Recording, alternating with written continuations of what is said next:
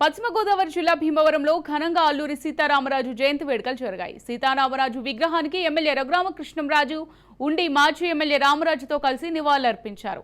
అనంతరం మన్యం వీరుడు స్ఫూర్తితో మనమందరం కలిసి పనిచేయాలని, నేటి తరం యువతకు అల్లూరి త్యాగాలు స్ఫూర్తిదాయకమని ఎమ్మెల్యే కొనియాడారు. అల్లూరి సీతారామరాజు గారి 127వ జయంతి శుభాకాంక్షలు తెలియజేసుకుంటా ఉన్నాం.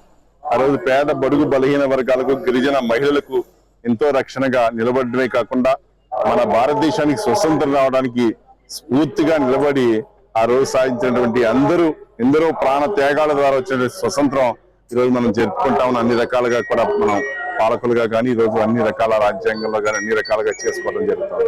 మీరు మనం రాబోయే రోజులు ఏదైతే స్ఫూర్తిగా అతి చిన్న వయసులోనే పోరాటాన్ని ముందరికి తీసుకెళ్లి ప్రతి దాంట్లో కూడా సీతారామరాజు గారు ముందర ఆయన స్ఫూర్తితో రాబోయే రోజుల్లో యువత అంతా కూడా ఉండాలని చెప్పి మన సభ కోరుకుంటాం.